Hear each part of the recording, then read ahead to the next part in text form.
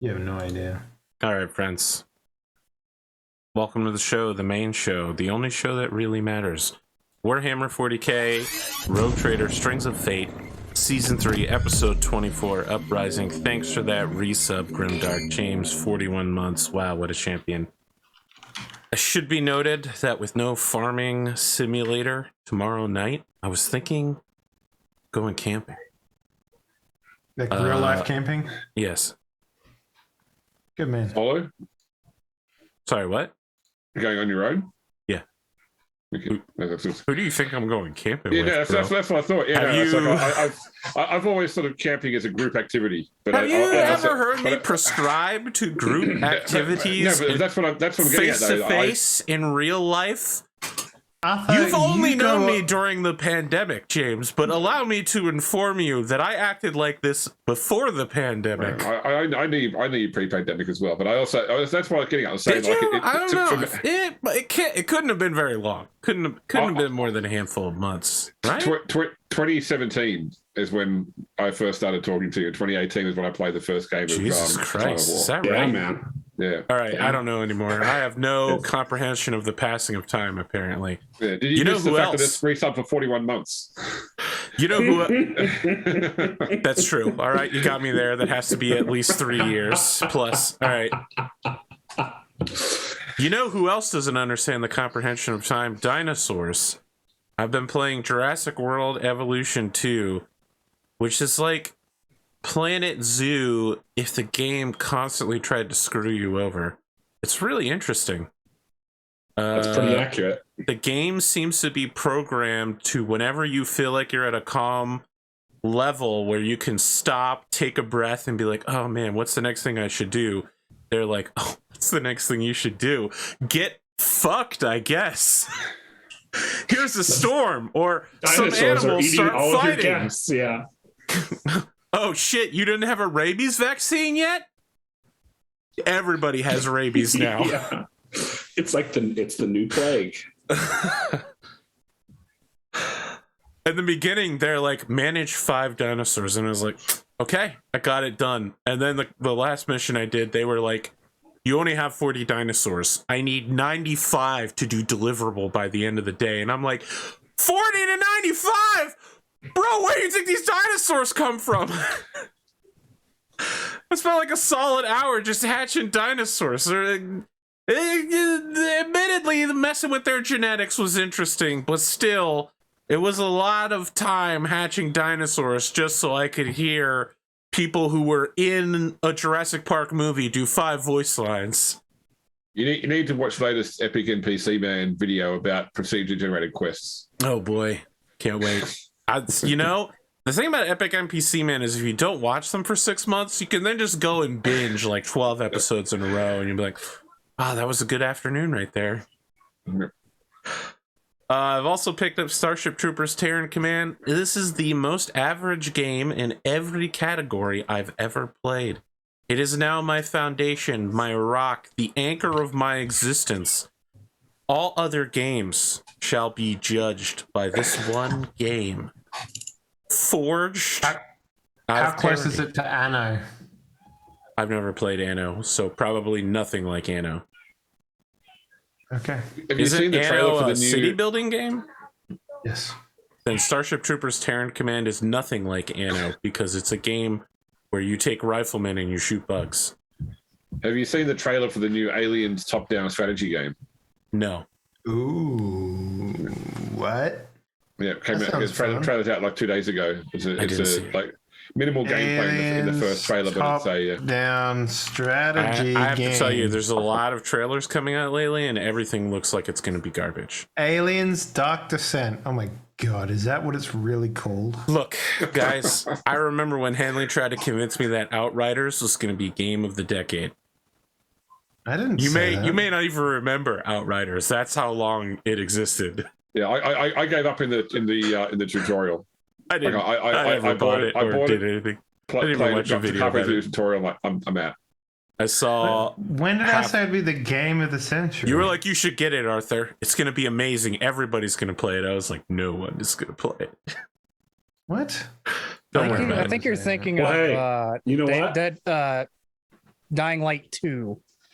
He did say that. He did say Dying Light 2 is the most pre-ordered Steam game in history. And I was like, boy, it's going to be great. And What happened to that New World MMO as well? Fucking New World. Holy. Here's the thing. New World is a game where they streamlined like the first 15, 20 levels of experience. And they made this incredible storyline and mix of mechanics. And then they just fucked off. They were like, all right, after 20 levels, everything will take a solid 24 hours of effort to get one level. You will have to play this game like a job. I play survival games all the time. I still remember when Spoon and I had James come in at 5 a.m. and he was like, you were playing when I left for work? You're still playing Eco when I've come back from work. Go to bed. All right?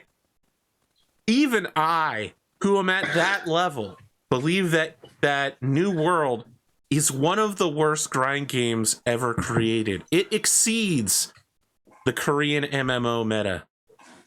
It's fucking awful, James. That's the answer.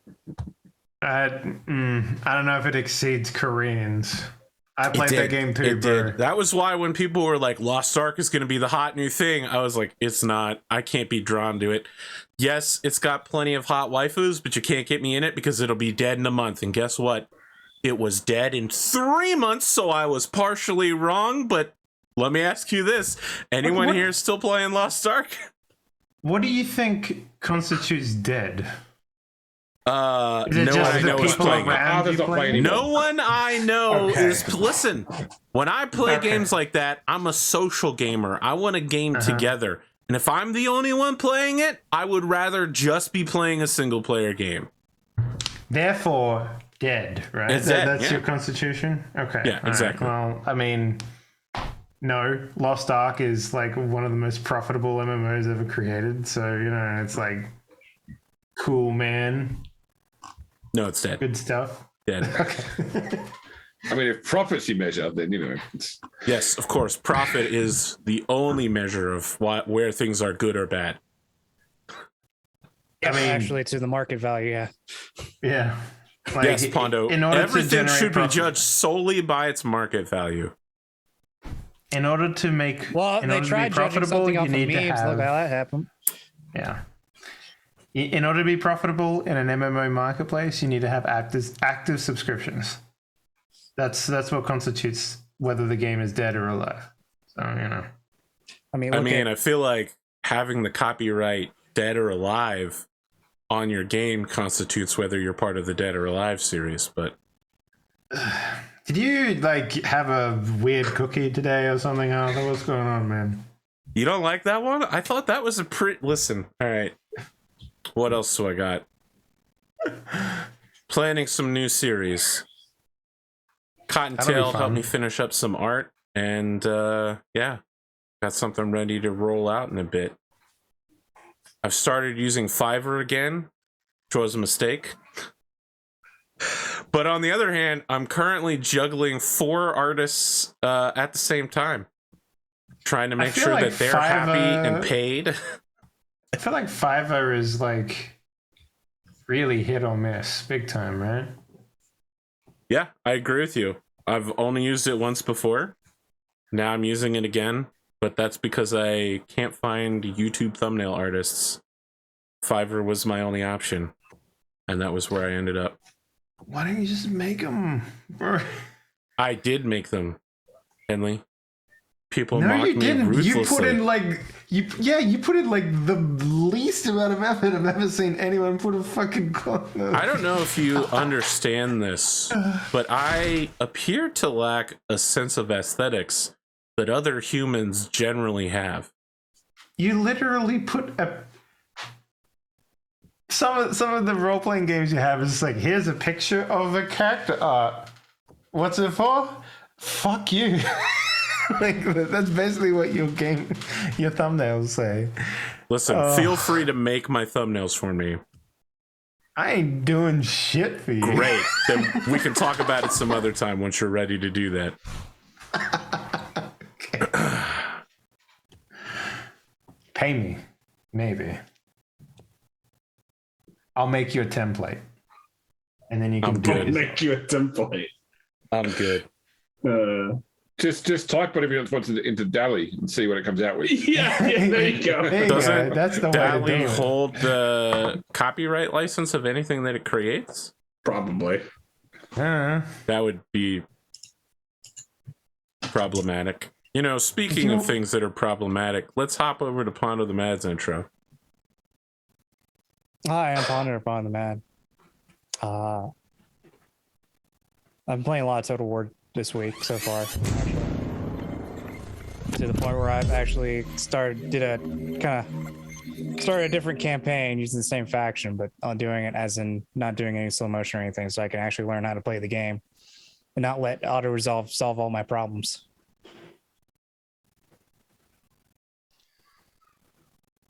How's that been going for you? It's been going all right, actually, to be honest. I'm slowly learning indeed. The game we had Thursday was interesting. I'll say that.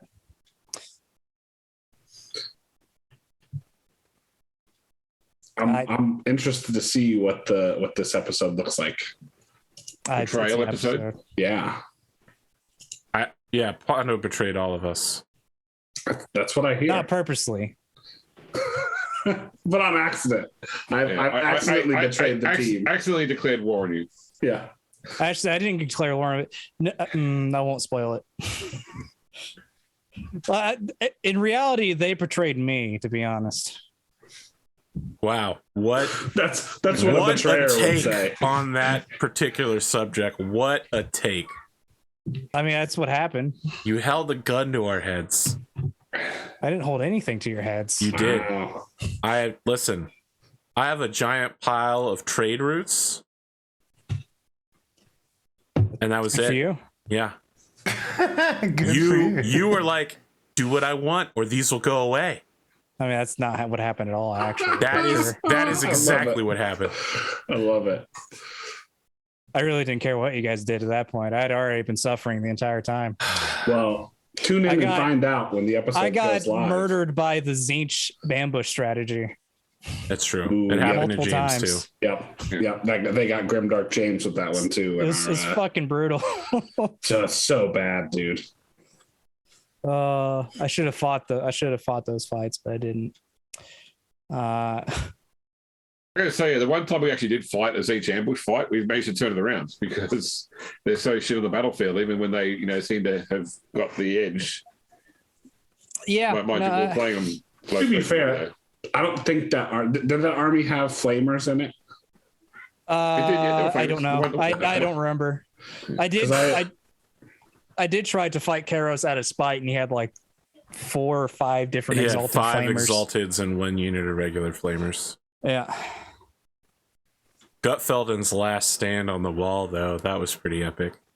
He was greatly displeased, I think, with my commentary, starting with, "Wow, you're so fucked." He was like, "That's not helpful." I was like, "There's nothing helpful you could do in this situation." It was not a good situation to begin with. Having watched AP commentate on several of Grimdark James's sieges, of going, well, there's just there's so many coronate guys here that you're just screwed, man. Hey, in my defense, I'm rarely wrong about those calls. I'm like, these guys are going to do a long flank on you, and that's exactly what happens. Okay? There is only one video game in the whole world that I'm actually good at strategic forecasting, and it is Total War Series. Arthur is inside Creative Assembly's heads. That's true. I spent so much time as the rank 99 world champion of Total War Shogun 2 for the first 2 weeks the game was out. Abusing the fear tactics. Oh my god, but it was so good. That's the real problem with Total Warhammer, is that all the generals have immunity to psychology attacks, so they can't be feared. That's the real problem with video games these days. You aren't afraid enough. What was your rant about this week, Arthur, where they nerfed one of the powers in Demon Hunter? And that's the Infinity game. So The thing is, I got to the point where I could use Gate of Infinity, but now that they've changed it like that, you can't use Gate of Infinity to full clear an area. Using Gate of Infinity could theoretically make it harder for you if you're relying on something like a refund strategy for a high-level solo interceptor. It could actually screw you instead of help you out. I mean, if you don't have a Justicar to honor the chapter, then sure. You could have 3 Justicars to honor the chapter in an interceptor, and if you used Gate of Infinity, you would be hurting yourself rather than helping yourself. Now, with the AP drain. Okay, so when you say full clear an area, you mean like fully complete a mission? No, I mean, I got to the point where I could use Gate of Infinity and fully kill whatever I was facing in the same turn I went in on it. Okay. I did a whole mission in one turn. Mm-hmm. Because, you know, if you do a fight, at the end of the fight, you reload, and it still counts as the same turn. Correct. For all intents and purposes for the warp thing. So I cleared a whole map in one turn using Gate of Infinity, and it felt amazing. And you cannot, is impossible to do that now unless you're using interceptor strats. Yeah, but don't you think that's kind of like I spent the whole game getting to that one. It is the pinnacle of the build. It is a pyramid I have built towards. Yeah, and now they've smashed the pyramid down with the hand of God. This one mission. There's Locust Man, Rivers of Blood. All right, it makes a huge difference. It makes a colossal difference to drain the AP from everybody. It's bad. It's a bad change. Gate of Infinity should be unlimited. Gate of Infinity unlock should be the pinnacle of the game. And it is no longer there. But it's just on the stratagem though, right? So the librarian. But the stratagem is your backup. You use the stratagem when you are in a situation where all of your guys are like in different directions and you need to pull everybody into one place, like on a defend Vakir mission. If you're like in 3 different directions dealing with 3 different packs and somebody goes for Vakir, you need the stratagem to pull everybody together and solo guard Vakir. The stratagem doesn't do that anymore. It's bad. I remember when Gate of Infinity first came out in 8th edition 40K, and it was before there was a rule you couldn't deploy into your opponent's zone in the first turn. And I first turned Gate of Infinity did a land raider full of Terminators into my opponent's back end. See? Listen to this guy. He knows. Gate of Infinity is awesome. Pondo, do your fucking intro. Don't let Spoon distract us. Was your opponent pissed off though? Was he very angry with you? It was his first game, 8th edition 40K, and he was sort of like, "What the fuck? How is there a land raider behind me?" There's reasons for nerfs. Okay, that's all I'll say. Well, I've built my whole strategy around this, and now I can't use it properly anymore. You sound like a salty League of Legends player. I am salty. Champion got nerfed. Listen, I'm gonna be real with you. The storyline of that game is dog shit. Every single time Vakir opens her mouth, I'm like, my God, someone needs to kill her. Just fucking kill her. She's like, don't worry. Ooh, chaos runes around my head, but don't worry, I'm not corrupted. Kill the innocent, drink their blood. I'm just like, what the fuck, guys? Just fucking shoot her. Why is anyone listening to her at this point? You're on a train wreck and everybody is fucking brain dead. All it takes is one guy to pull the lever to do the brakes. And Ektar's like, I don't know. Commander, should we shoot her? Probably not. She's a main character. Oh, man.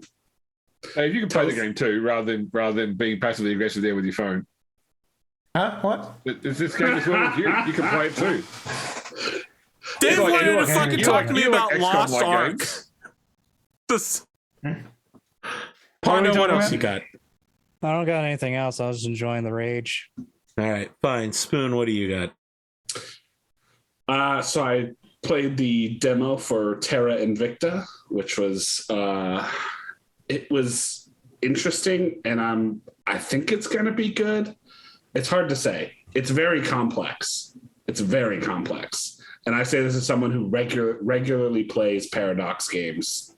It looks grand like if you strategy took games. Twilight Imperium 4th and combined it with Burning Empires. Yeah, so like the thing about the demo was, like, at least as far as I know, you couldn't save your demo game, right? Mm-hmm. So it's like you would play it and then you'd get so far and then you would have to stop, and that's it. That's as far as you got.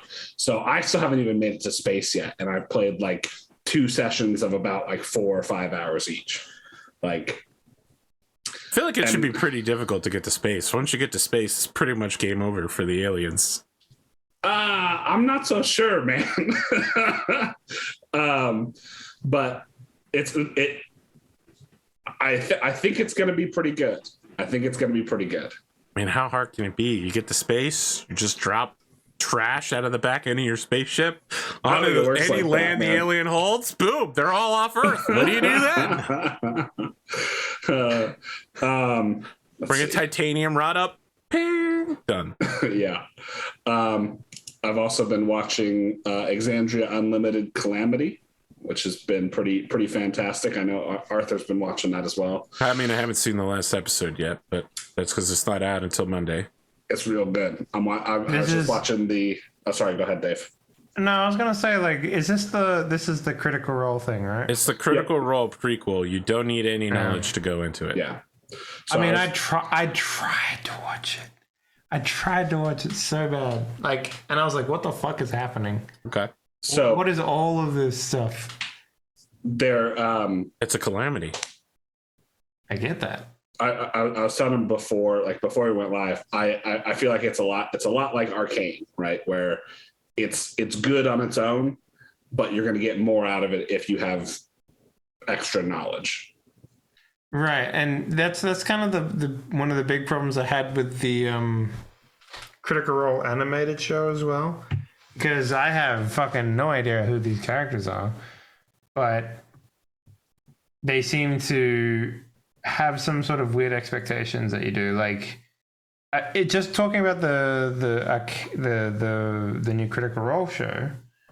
I was like, okay, I'll watch it. It's like episode 1 of 1, right? I was like, cool. Ground floor, let's go. And they were like, okay, you're level 17. And I'm like, what the fuck? Why are we starting here? Like, what's going on here? And he's like, all right, you're in a dream and your daughter's there. And everyone's like, oh my God, your daughter. And I'm like, am I supposed to know who this is? Like, it was really fucking weird, even to people that knew what was going on. It was just weird, one of the things that is a I don't know if I'd necessarily say staple, but something that Brennan Lee Mulligan does a lot of is individualized character introductions, where it's like, each person gets like a whole, like, 15 to 20 minutes. Yeah, depending. Like, it can be anywhere from like 5 to 15 minutes of them just having a scene by themselves with him. I mean, that can throw people off. Like, it's one of the reasons I originally bounced off of Fantasy High, was I was like, this is boring. Like, let's move on. And so I stopped watching for a little bit, but then I went back and watched it through, and like, it gives you a better idea of who the characters are, I think, when you get into the series. You got to get past that first one. All right. The whole show is about deciphering that dream because it's a prophecy. Mm-hmm. Okay. Dave, I've got to tell you that my wife just finished watching Vox Machina this week, and she really enjoyed it. With no.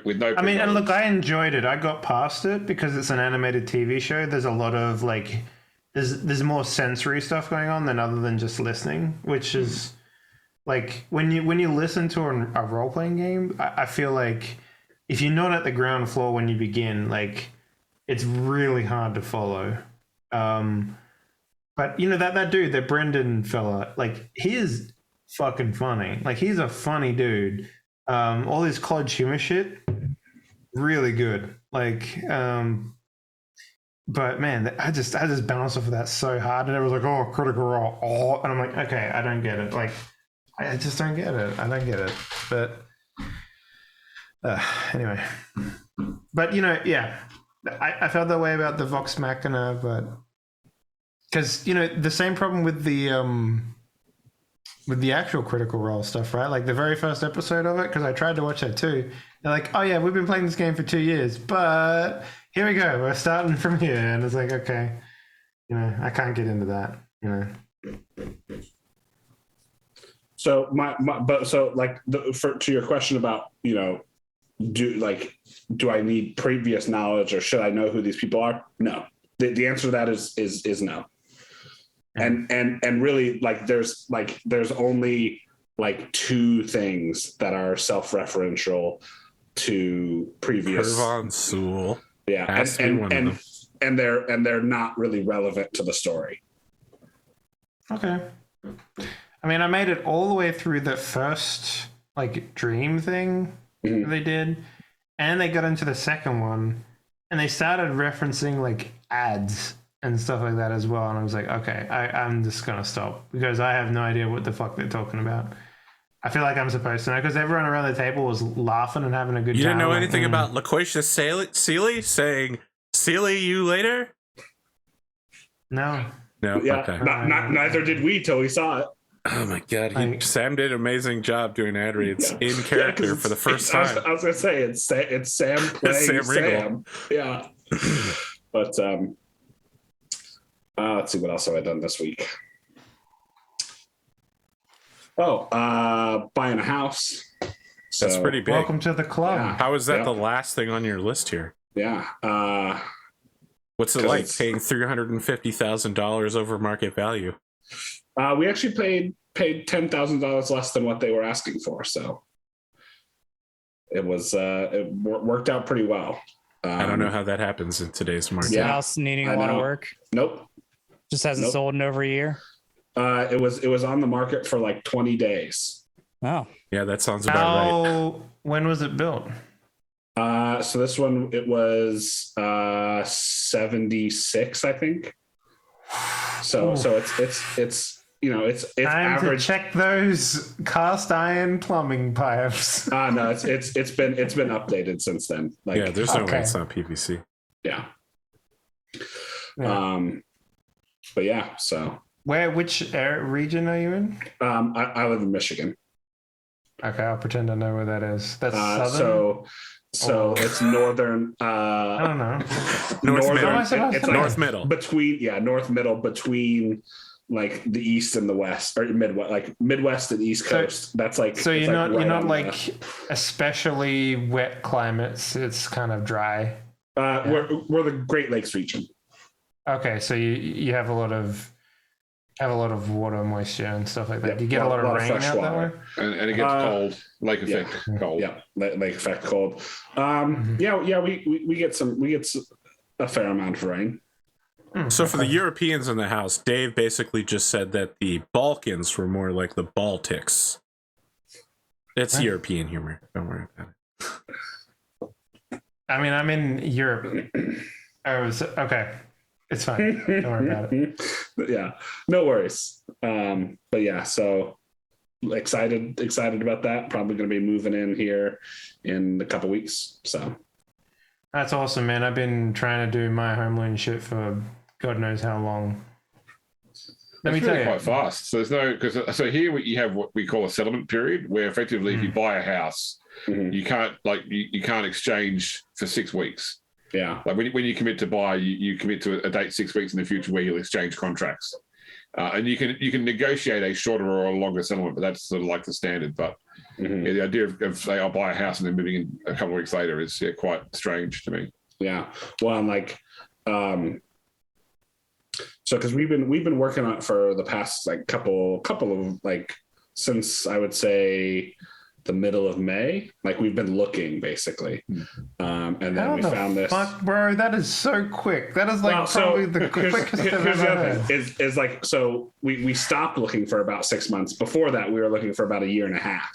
Okay, so they're just desperate to sell, and you're just really wanting to buy. Is that what? Yeah, kind of. I think they're very desperate to sell, and we got lucky and found a good house for. In this market, what's a square foot? 1,300 and some change. Is that feet or? Yeah, You just asked what the feet. square foot was, and you told you.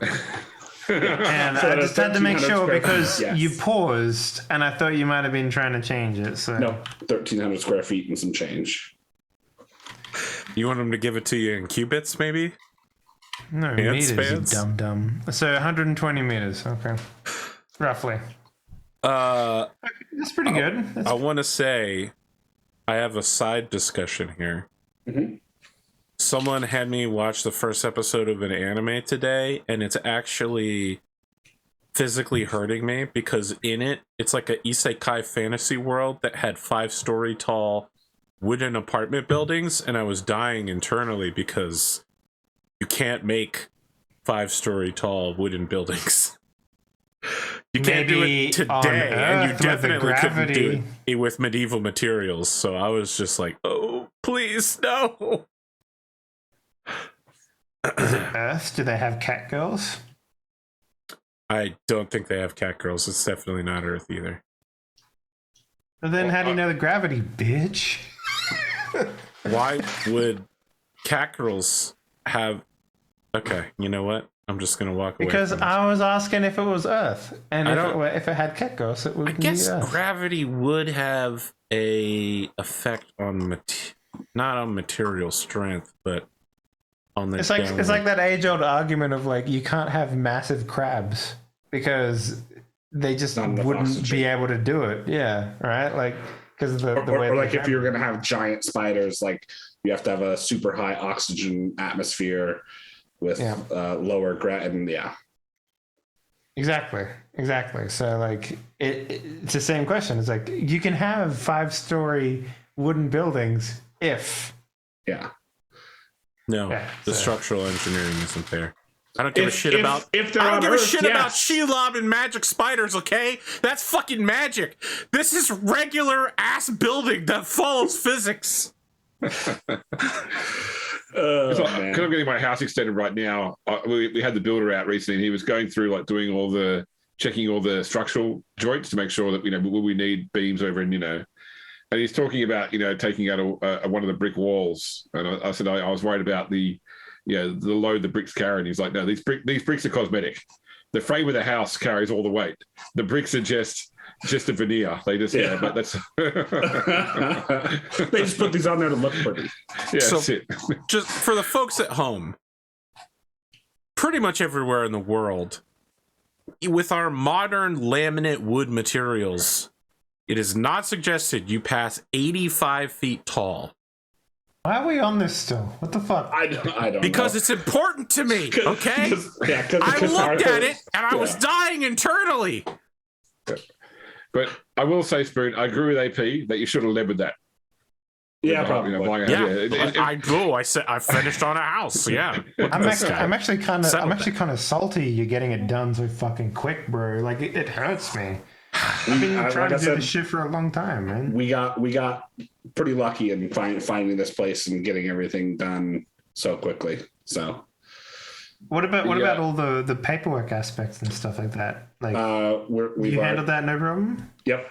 Took us a couple weeks to get our loan like approved and everything, and then we set a date for closing, and that was Is it one of those things where it's like the banks aren't just giving out a lot of loans these days because of how fucked the market is, right?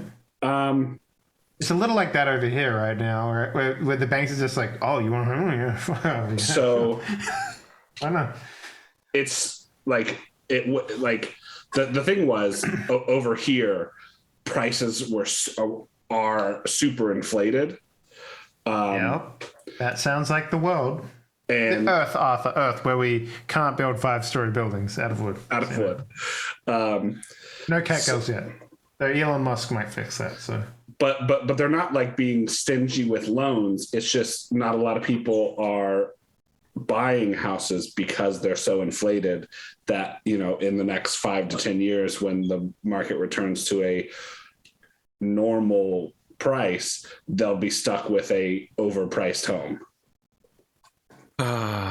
I'm going to put my randy pants on for a second. So in the US, if you own a home, you pay land tax every year. You pay a tax. Okay, so we don't have that here. Instead, when you buy a house in Australia, you pay what we call stamp duty, which is a percentage of the sale price of the house to the government as a tax.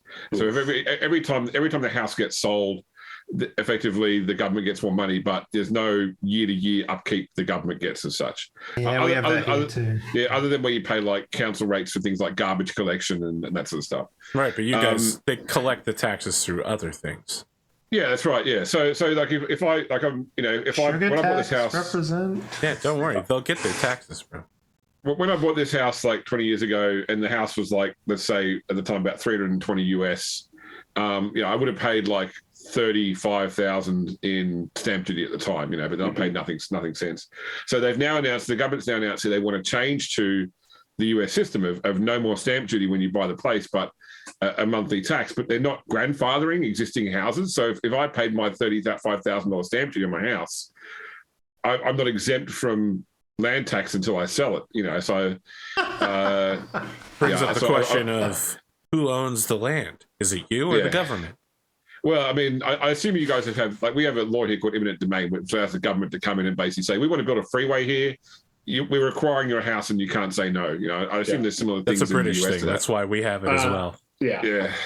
But yeah, you own the land, but the government can, the Commonwealth can always say, well, it's our land again. Yeah. And I mean, they are required to pay you fair market value. Yes. Yeah, that's right. Yeah. It has been used in the past to pay less than fair market value. Right. Because and then immediately you have an appraiser come it. in. Yeah. You have an appraiser come in and appraise the value, and then you pay it, and then you do what you want with it, and that makes the value go up. Yeah. Right? So you don't even need that. You just as soon as you get it, because the government owns it, it must be a value. If they want it, it must be valuable. So the price of the land goes up. One of my team members at work, his father's house was acquired through eminent domain about 20 years ago to build a freeway extension. And 20 years later, there's no freeway there still. Look, sometimes governments move very slowly. Plans change. I hope he got a big payout. Yeah. I hope he also paid his stamp tax on his new house. We call it the PCC tax over here, and it's like 14% of the house value. Any large purchase in Australia, like if you buy a motor vehicle, for example, they're also subject to stamp duty. So it's a way of getting the government claiming tax on large purchases. But anyway, that's pretty much it for me.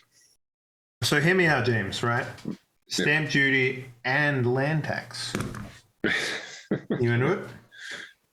I guess every country has taxation, or most countries have taxation. So not every country, and it's like when you get a loan for a house. So you have something called a comparison rate, where you can work out like this bank is this rate, this other bank is a lower rate but has a monthly fee, and you've got things that will work out what the actual comparison is.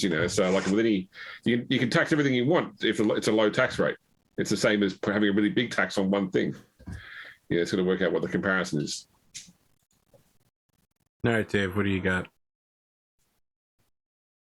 I went to the park for the first time with my daughter today, and we had a picnic. It's nice. Must be nice weather. Yeah, it's pretty good over here right now, finally. Though it probably won't last long. Give me some Celsius numbers. What are we talking? Like 23, 24, nice. So not bad. But, unlike Australia, where when you're in the shade, you're still fucking hot, it's not the case over here, which is nice. So, what else? I don't know. I mean, making video games still, buying a house, but, who isn't these days, right? And I don't know, trying to build a floating staircase. Oh, there you go. Some interesting things. Because we have a first level, right? And we have cement stairs, so we just have to put, the stairs on top to finish it off. But then in order to go to the third floor, we don't have the cement anymore, so we have to build a floating staircase. And I'm not looking forward to how much that's going to cost. So Look cool though.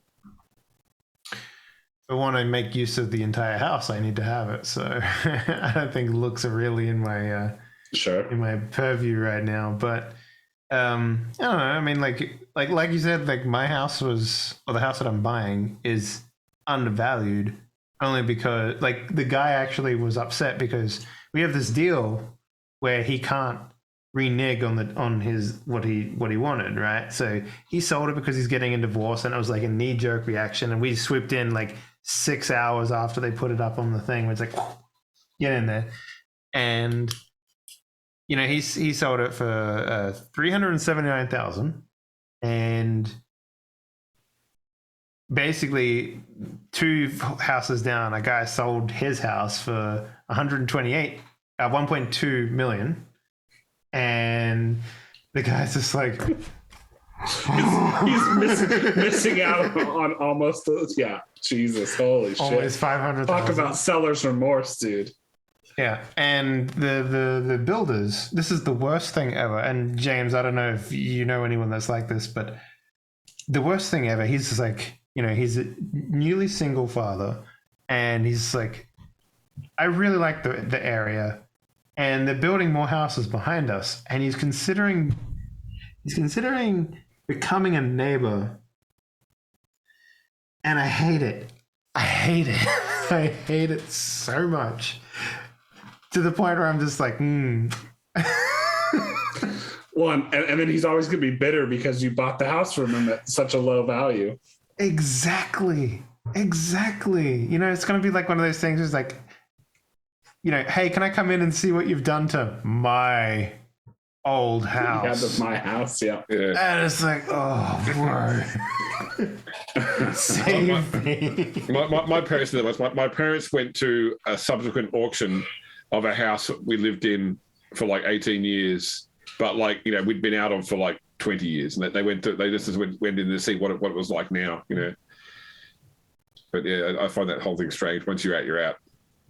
Like, I just, like, he was just casually talking to my wife. He's like, yeah, I'm thinking about, you know, buying a house, literally, like, cause like here's our house, right? And then they like have like houses next, like behind it that they're building, like on the opposite thing. And he's like, I'm thinking about buying a house over there. I was like, no. No.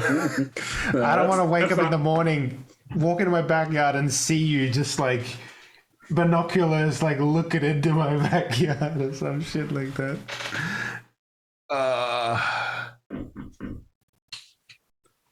It's kind of like when you go to a shop and they go, hey, you want the usual? And he's like, well, I can never go here again. They recognize me, you know. They've started doing that now at McDonald's drive-through in Australia. They read your plate, and when you drive up, they ask you if you want your last order. Don't they realize that's the opposite of what people want at a fast food place? Yeah, I definitely don't want to be recognized at McDonald's. Like, judging by your previous orders, you really like the McFlurries. Would you like a McFlurry again? Please, Dave. The ice cream machine is broken. No. They offer it to you, and then you say yes, and then they say, "Oh, actually, sorry."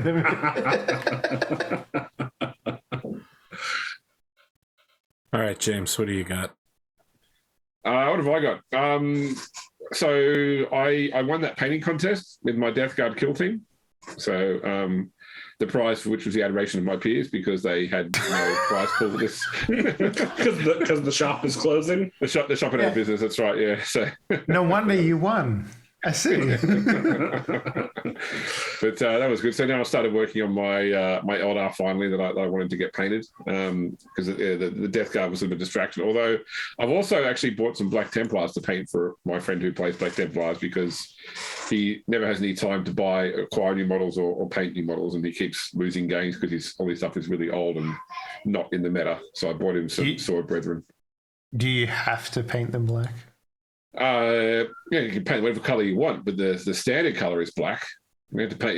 So this is the funny thing is if you turn up to a Games Workshop tournament And the rule is you must have at least 3 colors on your miniature. They can build whatever 3 colors you want. They don't have to be the official colors. You can turn up and play Ultramarines that are bright pink with red stripes and a white base. Really? No, you can't do that. No. Listen, Arthur. If James wants to build a 5-story building out of wood, let the man do it. Okay. Can't. It's physically impossible. The Codex Astartes does not approve of this action. Yeah. Listen, you can make any other Space Marine chapter whatever fucking color you want, but Ultramarines are literally Ultramarine blue. It's right in the name. What else? Well, I finally got my Pendragon game happened again this week. So for those of you that know Pendragon, the story of the Pendragon campaign, we've just had the Dolorous Stroke. So the group is now exploring the wasteland. They decided to make their own quest. They wanted to go and hunt down a fantastic beast. So they ended up going manticore hunting, and then like 2 of the party almost died before the third one chased the manticore off. Yeah, because fantastic beast hunting is like a death wish. Yeah. 70 wounds the thing had. Probably like 3 Better attacks. have Lancelot hitting that thing with a critical twice in the same round if you want to win. Yeah, no, I got 2 criticals. Like my first 2 attacks were criticals on 2 party members. So that was it. They were down and out. And the third person's like, well, I don't think I can do this now, so I'm going to try and steer it off. Are you playing Kingdom Death Monster or like what? Because Chris from the Farm Sim game, he was in the US for several weeks, so he finally got back, so he did Pendragon. In fact, because he's back, we're doing Curse of Strahd tomorrow now as well, and my wife has recruited another nurse to the nurses game, so the nurses game will happen this coming Friday. So that's why my wife wanted to watch Legend of Vox Machina, was to get her back into that D&D headset as well. So and the other nurses recommended it to her. So what else? Is the game called No Healing, Only Pain? Like there's no clerics. Nobody's playing clerics. No healing, only damage. That's it. Yeah. No paladins. A critical role on her. You have to say, I'm not that kind of cleric. I'm not that kind of cleric. Yeah. No one wants to. Come on, cleric. Heal, cleric. Honestly, clerics have one of the best damaging spells in the early game. It's called Inflict Wounds. And, guiding bolt. So I've discovered Spirit Guardians. One of my cleric players in Castrati has been using Spirit Guardians. I've been using it in Celesta. Oh, it is so good. It is so amazing. So if you don't know it, it creates a 15-foot aura around the cleric. Any creatures that enter the aura or start their turn in the aura have to save versus 3d8 damage for half. So, but isn't it like a 3rd level spell though? Yes, it's like a 3rd level spell. Yeah. But there was an encounter in the Curse of Strahd game where they were up against 40 odd 7 hit point sprites, and of course the sprite even like with halving the damage, that the sprites would die straight away pretty much if they entered the area. So it nerfed the entire encounter having Spirit Guardians up, although it does require concentration. So if you can get a range attack in there to disrupt the cleric's concentration, I'll go Spirit Guardians. Put them in a smaller sphere, like a ball, right? Yeah. Put them in there. They cast it, okay, and they're safe. And then you put them on a chain, and you swing them through people. So we need like a small cleric, like a goblin cleric, where you can do this to make. Yeah, exactly. Put them in a little like hamster ball, and you turn them into a projectile while they cast it. It seems like a pretty easy win to me. Yeah.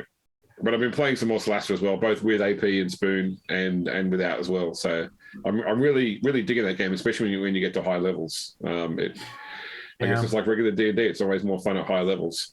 But do they have half-orcs in their game yet? Sorry, they do. I'm actually playing a half-orc. Yep. Yeah, because when I played it, they didn't have any like interest. They had humans and dwarves and elves, and that was it. And I was like, those are the boring races. Give me like the monstrous races, like that's what I want. Yeah, they brought in half orcs in the same expansion. They brought in druids and barbarians. Oh. So yeah. Next, we're going to be able to play Sorax. And Sorry, Payton. that's a We could be racist right term. now. What I meant to say was Sorakath. Do they have Dragonborn or whatever? No, because they're not an SRD race. Are they not? Okay. Yeah, no. So yeah. And also, I was looking at my Steam. I noticed that. So I have now just hit 40 hours played in Blood Bowl 2, 31 of which were in the last 2 weeks, despite the fact the game's been out for like 4 or 5 years. I know someone who religiously plays that game. Bro, and don't Battle entire Brothers this game for us. If it's been out for 4 years, it's a dead game. So the reason that I started playing it again was that a friend of mine wants to start a Blood Bowl league, like with the tabletop Blood Bowl game. And I was trying to work out what to play. So I'm like, I know what I'm going to do. Okay, is this weird? Does anybody else do this? 2-player versus game turn-based, playing the game against yourself. Like play one side, then go the other side, play the like playing chess against yourself. Yeah. Is that odd to do that, for example, to try and, I mean, obviously, when you talk about honing your skills, it's only against yourself. But I mean, it's not necessarily about honing your skill, right? It's about testing strategies. Exactly, yeah. So you're what presenting I'm trying to do is, a weakness. Can you exploit it? Yeah, so I'll play one side to win, and then I'll swap over and I'll play the other side to try and beat the first side. Like, I will make sure I play each turn like the other side's my opponent. So I decided to make my own little 8-team league of the teams I was interested in playing in the Blood Bowl game and play out a full league. And whichever team wins is the team I will then go and play in the tabletop, because that's obviously the team I'm best playing with. Chaos United. So right now, I actually I'm into the playoffs of my league. So the 4 teams in the playoffs are so one semi-final will be Amazons versus humans. The other one will be Dark Elves versus Orcs. So that's actually a pretty interesting way of picking your I feel like guy. you better get used to walking. Yeah, and it's good. It's good to like get a handle on like building up, because if you haven't played the Blood Bowl game at all, but effectively it's all about stacking players in such a way that you get to roll more dice and choose rather than just roll one dice and hope you get the right thing. So, but then also making sure that other people can't gang up on you, making sure you don't get too close to the edge, because if you get knocked off the field, you're automatically injured by the crowd. So just, building up some strategies so I can go off and play the game. So I will finish that the next couple of days, and then I can start, I can buy the team and paint it up. Although if Amazons win, the Amazon team no longer exists as a product you can buy. I might have to go on eBay. I feel like that's not going to be a problem for you. Yeah, and it's all old metal models. So Listen, we're going to hear in 2 weeks about how you know a guy on the west side of Australia who's just been looking to get rid of all this promotional Amazon material, and he slipped it to you in a truck under the table. He's more likely to go to like fucking some garage sale in Australia and have some old lady sell off some massive collection of figurines or something like that.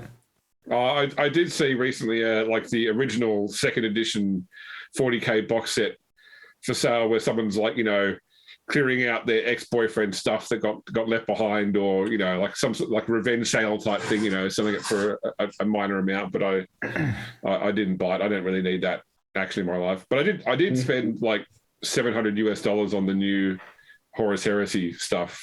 I've heard that stuff's pretty expensive. I mean, it is like I think that look, and it's probably more expensive here than it is there because of the Games Workshop tax in Australia. Like, I think if I bought the same stuff in America, it probably would have cost say $500 US. But it cost me 1,100 Australian, which is like $780 US. But yeah, so now I can put that together with my Betrayal at Cowth and my Burning of Prospero, and I've got actually really, really big Heresy army now to paint up and play some Heresy. So very cool. And that is that good? Salamanders. I'm doing Salamanders. Okay. Yeah. Cool. Yeah. And that, been watching The Boys season 3, and For All Mankind season 3. So they're my current shows. For All Mankind, it's an Apple TV show that I got put onto. It's basically, the story is that what if Russia won the space race, got the first man to the moon, And then I think I've heard of this one. yeah. It takes a diverging timeline from that point onwards, because obviously then America ramps up to try and beat Russia, and you end up in a situation where space becomes like the next sort of political frontier for both countries to try and one up each other constantly. You know, who's going to have the first moon base, who's going to be the first to Mars, etc. So Yep. So that's been my couple of weeks, and plus a child breaking their arm. So they did actually finally get around to releasing Disney Plus here in Poland. So we've had that for like 3 days, and it's interesting. I would say. Well, I'm enjoying Miss Marvel. My wife and I are both enjoying Miss Marvel. Okay, yeah. But specifically for the Pakistani mother stereotype. And we are also enjoying Obi-Wan, which I think finishes this week.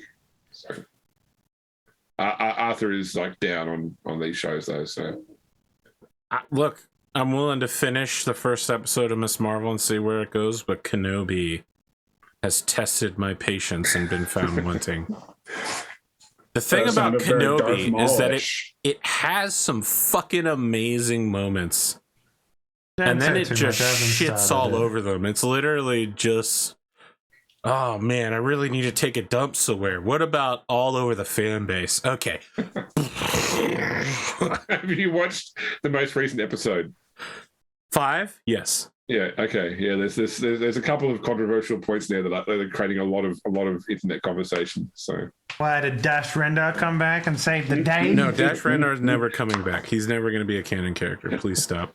That's because he already is. He's exactly. Listen, a passing, fleeting mention one time. Doesn't matter. Hey, he's never going to be on screen. Forget about it. He's not coming by back. By an inch or a mile, man. A win is a win. It's going to be funny when Watiti brings him back. Of course, Watiti will bring him back. I'll be honest. Absolutely. If Taika Waititi wants to do a fucking Dash Rendar series, great. More power to it. It'll be fucking hilarious because it's fucking Taika Waititi. All right? Yeah. Get the guy. And he'll do it amazingly, but he already said he's not going to do established canon characters. He's doing new shit because he's tired. He saw Mandalorian was good and said we need to do more of that. So here's how you make the Dash Rendar show good, okay? Get the full motion video actor for Kyle Katarn to play Dash Rendar. No. That dude is 20 years older now. You recognize that, right? Yeah. Old school Dash Rendar. Come on now. Let's do it. Be good shit. Old man Dash. Yeah. Dash Rendar sees a news article. Dash Rendar, Han more Solo like Shuffle dies. Rendar. Han Solo's dead. Hobble Rendar. Who will fill the void? Dash Rendar stands up, smashes his hand on the table, breaks a hip, breaks a hip, and goes, "I'll do it." I'll watch that show. Come on, man. Is anybody here familiar with the wide autocomplete videos on YouTube? No. I don't think so. So that's the one where they do the search results and they'll get like a famous person and they'll show them like the most Googled questions about them and ask them to answer the most Googled questions. And they did one with Taika Waititi recently. It was quite good, but he basically summarized his own career as, I copied somebody else's work and got an Oscar. I made a playlist and got a Grammy. That's pretty much how he summarizes his career. So it's quite good though. It's worth a watch. They're always quite funny, those wide autocomplete videos. Mm-hmm. Let me tell you as cryptically as possible my problem with Kenobi episode 5, James. Yeah. There was a time when the Star Trek reboot movies came out and people were like, the Enterprise in these movies has been hit with phaser fire more in one movie than the entirety of The Next Generation and the original series combined. You know, they're like, oh, the ship takes dozens and dozens of hits. When originally, phasers were like, they hit your shields once and you're at 30%. You're like, oh, shit, fuck the Klingon. Oh, we're in real trouble. All right? There was a character in Kenobi that gets shot over and over again, dozens of times, and does not die. And I'm just like, what the fuck is going on right now, man? Like, is he just magical now? Is that where we're at? We're just fucking... We shoot a guy dozens of times and he's just like, don't worry, I'll struggle back to my feet. Oh, I'm still being shot, but I'm okay. I'm like, what the fuck? It used to be, in Star Wars, you shoot a guy once and he's dead. He stops moving, Vader walks past him, and everyone goes, sir, the ship is clear. All right? Kenobi has taken us to a weird fucking place. Didn't they? Okay. Can I come back? Didn't they now? what? Didn't they what, Pondo? No? Okay. So didn't they do that in the Boba Fett show as well? I don't recall. Oh, well, they're wearing Beskar armor, you know. It's supposed to be the hardest armor in all of existence, and it deflects. Lightsabers. Yeah, it deflects lightsabers. I don't know where they pulled this shit out of their ass from. I just accepted it at It's this called point. I'm going to be the honest planets. with you. One of the best parts of Mandalorian is that the Mandalorian is like a barely passable shot. He is not good, and his immediate response to every situation is to use a flamethrower, and it's only worked twice out of like 8 deployments. I love the description of the Mandalorian. It's like a man pulls up in a busted ass Honda Civic. He gets out. He's in an Armani suit. He hands you $5 and says, "Fix my car." And you go, "Actually, it's going to be way more expensive than that. Here's the most dangerous job I can think of." For you to earn the money to get this. He takes his child with him to go do the job. I fucking love that description of the Mandalorian because it's so true. At least his plot armor is actual armor. Yeah, That's true. There was no Beskar in Star Wars episode or Kenobi episode 5. That's where I'm at right now. It's fucking unreal. I was watching and I was like, verisimilitude? The fuck is that? An ice cream flavor? I love how you started with, I'll be as cryptic as possible. yeah. Proceeded to I describe. gotta get shot a bunch! That's the whole plot of the fucking just episode! stop. I haven't seen any of it. You're not gonna see, you won't remember this. You just got Disney Plus. You're not even close to getting a Kenobi. You got like 20 other things to get through. Go watch WandaVision. Oh man, You'll thank me later. that's true. WandaVision is very good. Yeah, start with WandaVision. You don't need, forget the Star Wars stuff. You don't tell me what I can and can't watch after fucking being Spoiler City. Come on now. Not spoilers. You didn't get to determine. I've seen the episode. It's, you know. It's not Spoiler he's- City. Yeah, he's getting quite upset about a really minor thing. It what? You know what? No, AP? No, that's impossible. There is so You mean much I'm more. hilariously over exaggerating There something? is so much. There is so much more Ridiculous. episode to be upset about than that thing that Arthur's upset about. Anyway, remember how I said there was like a whole bunch of internet controversy about various things? Arthur's thing is not one of them. It should be though. It's the one that makes the most sense. Well, I actually muted everyone while he was talking. And Man. All right, we good? saved you from Yeah, I yourself. think so. No worries. I don't think we are good, but go ahead. Okay, clip it. All right. Previously on Rogue Trader Strings of Fate, the group minus Androchiron awake to discover they had been given over to the Shadow Spine pits, where they will be expected to fight as gladiator slaves for the Dark Eldar. During initial testing for the pits, the group encounters Domos Agdalane, the Magos of the Adeptus Mechanicus that we're missing looking for the Galen Sphere. Although he is being driven quite mad by his confinement, he insists on helping the group escape. Meanwhile, Androchiron has been spirited away by Inquisitor Shrain and the Harlequins to the Black Library of Chaos, a secret Eldar domain in the Warp where he is asked to participate in planning moves outside the sight of the marionette.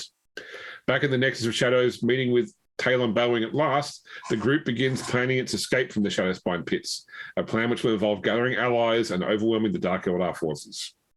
Dawn goes to meet with the captured Imperial Fist Sergeant Ludvos Tarn, who is more than willing to support an escape, though he will not leave without his battle plate. Thought for the day, survival is no birthright, but a prize wrested from an uncaring galaxy by forgotten heroes. You critiquing my thought for the day? Arthur, I saw that dismissive Yeah. look. Some of them are better than others, is what I'll say. Okay, all right. I like the one about killing the witch. Okay. So I think the last scene we did was Dawn going and meeting with the Imperial Fist Sergeant, and him saying that he's restrained by adamantine chains and he won't leave without his armor. Both the keys to the chains and his armor are apparently in Anyara's accommodations inside the Shadow Spine pits. You've still got Androchiron's Gyrinx following around because Arthur insisted that be the case. Did anyone have any scenes they want to do before I start throwing scenes at you? No. You said that Talon Balewing was like super old, right? Like, are we talking? I think he was just older than he had appeared in your dreams, right? Yeah. How? Yeah, I just need remembering like how. What was the age difference there? Hey, Barack Exactly. Obama, you know, at the beginning, he looked like a strong, confident world leader, and by the end of it, he went early gray, you know? No, I don't follow that one. So you don't know the Eldar life cycle, but when you encountered them in the warp before, you would have placed him at like early 30s, whereas seeing him here, you'd place him at like mid 40s. Okay. Yeah. So you know, So a couple hundred years older, essentially. Yeah, I don't know. and it's not the years; it's the mileage. You know, Yeah, it's It's because he's an avatar or whatever, right? Like he's basically walking toward the brink of his own death at this point. he's an exarch or an autarch. Yeah. He's basically Yes. has given himself completely over to the path of the warrior. So it's like when you and it's same way he didn't recognize you either, because obviously when you encounter each other, it's like you sort of got a view of the person's soul rather than the person's physical body. Okay. If that makes sense. Yeah. Yeah. So in his VR heart, he's a chat younger man. avatar.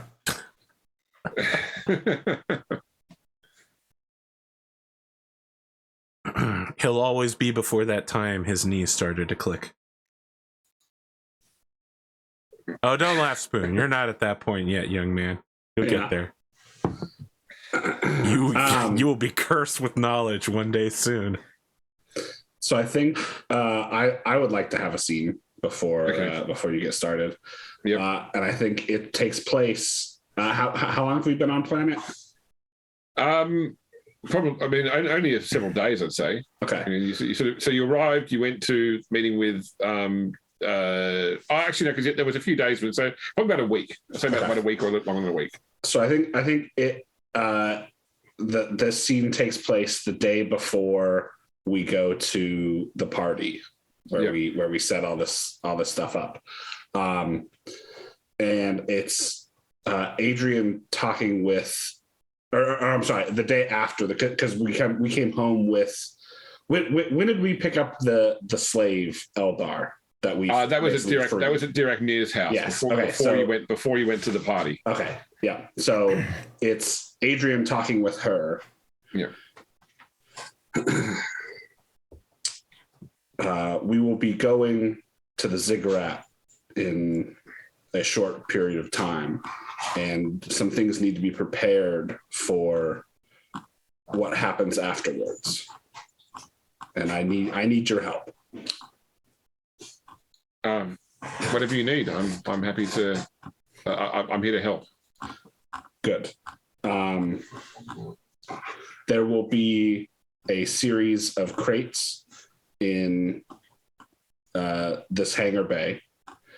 I need you to get in touch with your contacts in the underworld and get them into the Shadowspine depths.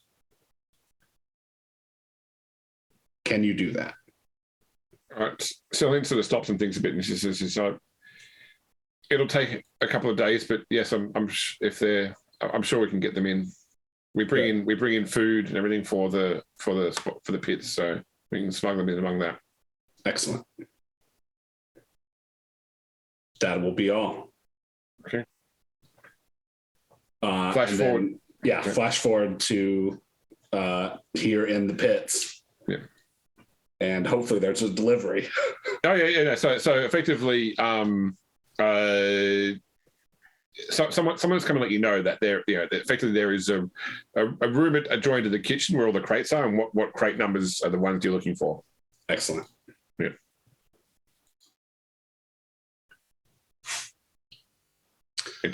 That's it. Okay, no worries. I've got a scene for you. Okay, no worries. As the Gyrinx or as Androchiron? As the Gyrinx, of course. It's just a short series of events from the Gyrinx's point of view that make it clear that this entire rebellion would have failed without a 5-minute long quest involving a bunch of other animals that flipped the right lever to make sure the door to the room that Androchiron wanted to go into would open. But it involved like a quick homeward bound style friendship team up anime ass battle that involved like psychic powers and like a bunch of Drukhari rats Yeah, they had to fight through. to like Attack on Titan rats. They have like little tiny blades and they run Naruto style, and we're just fighting like this enormous chaos war beast guard dog, which for you guys is, you know, like a chihuahua, but for this party I was half expecting it to be a montage of the Gyrians just getting scraps of food from half a dozen people, like you know, walking from place to place, getting given free food. It's like Groot dancing at the beginning of Guardians of the Galaxy 2. Listen, if the Gyrinx was bonded to Nero, that is what would have happened. But instead, it's bonded to Androchiron, who was accidentally helpful from time to time. Okay. All right, there you go. That's my holomake. All right, no worries. So the group is approached by another Eldar slave. So wherever you guys are sort of making your plans, a slave approaches you. He's clearly trying to like get your attention to talk to you, but not wanting to sort of interrupt what you're doing. Okay. I mean, we just sort of like, you know, or I just sort of look over at him and be, you know, just, yes, do you need something? I am here on behalf of some mutual friends. Your friend Androchiron, the psyker, is alive. He's with my friends and an inquisitor named Shrain. You know of him? Yes, it's hard not to know Shrain. Before I was a slave, I was on the path of the seer. We were smuggled in a sending stone. With it, and he indicates towards the Gyrinx, this animal which is bonded with your friend. We can link minds, and you can communicate with him directly if you need to include him in your plans or have him do something outside of the prison. Sort of look over at, I guess, the Lord Captain. Just like, well, this is your show. Is it my? I thought this was your arc. Okay, I'm sorry.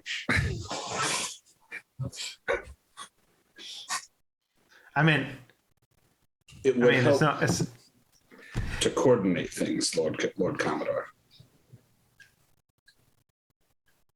Well, if you two can see to whatever Androchiron has set up, I'll go speak with or at least try to go speak with the other rogue trader that's down here. See if I can get them on their side, because I'm going to assume that they're a good leader and actually have a nice following down here. I could be incorrect, but who knows? Very well, sir. to do something about those adamantium chains, perhaps. As well as getting his armor or his plate back. I would say you probably need at least something, some sort of power weapon or the key. One of those two.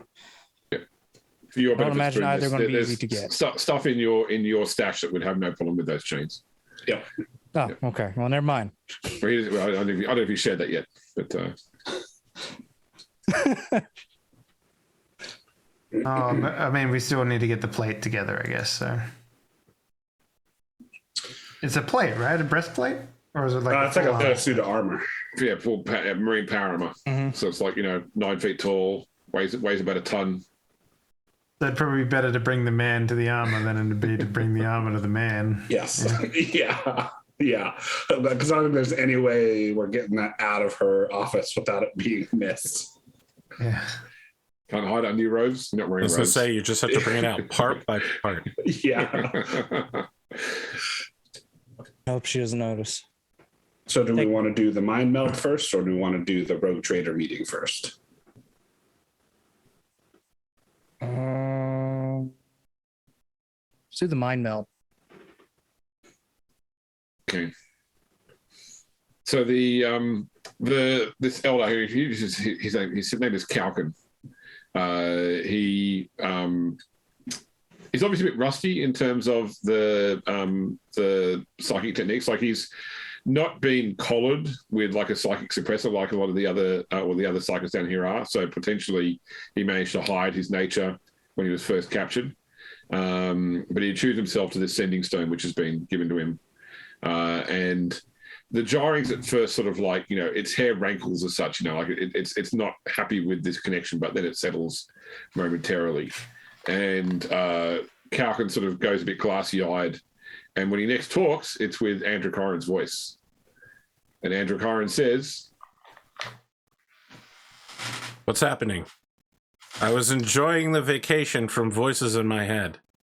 Who is this? Hello, Androchiron. Oh. It's myself, Dawn, and the Lord Commodore. Right. Adrian Thorne.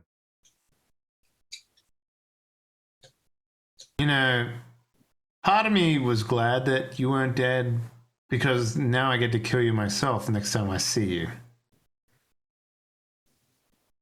I would be honored to be killed by your hands. I'm not sure what I did. Well, you Left to go you get acted help? like a toddler. You walked out of the room and were gone. When we went to look for you, we got ourselves into this predicament. I'm not sure how you didn't get into this predicament. Yeah, I didn't get captured at all. And no one said anything about captured. But you are captured. Right now, you're being held in the slave pits. Couldn't be more captured if you tried.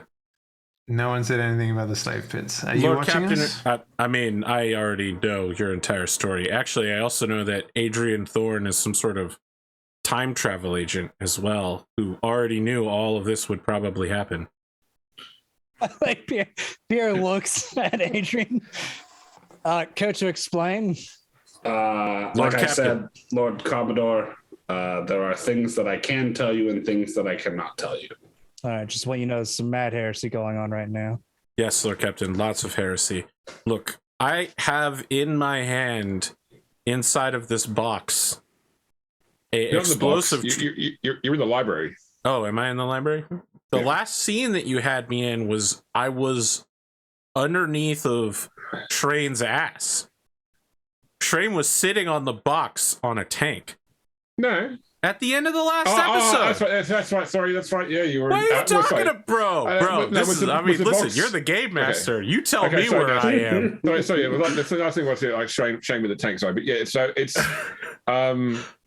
if that's in the future, that's fine. Yeah, that might have been just a flash forward to what was going to happen in terms of the invasion. Whatever. Yeah, listen, I was paying attention when you're talking. Now you know.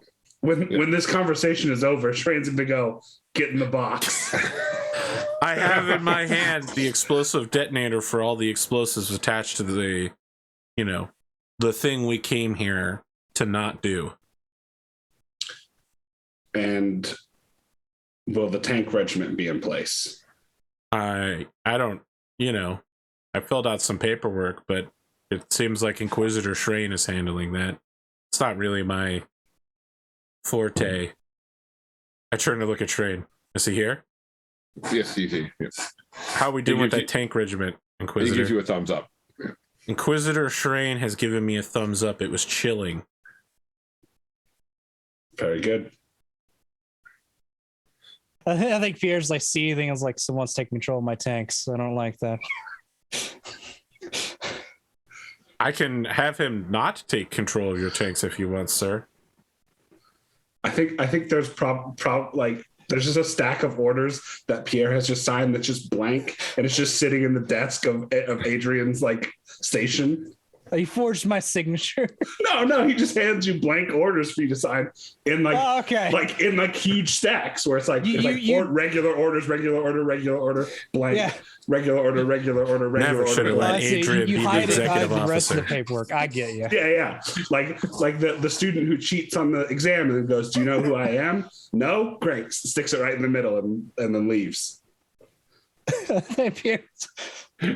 You know, I think I glanced on a couple of times where there's orders that said something about letting train control at some point. I didn't pay much mind to it because it sounded very specific, but I guess now that's besides the matter. That's fine, so long as they're positioned. Do you have our extra stuff ready, our backup stuff? Or is our me? stuff kept somewhere? I don't know. The Inquisitor Train, they're asking about their stuff. Should be it's in position, Lord Commodore. We'll be ready for whenever we decide to set things off here.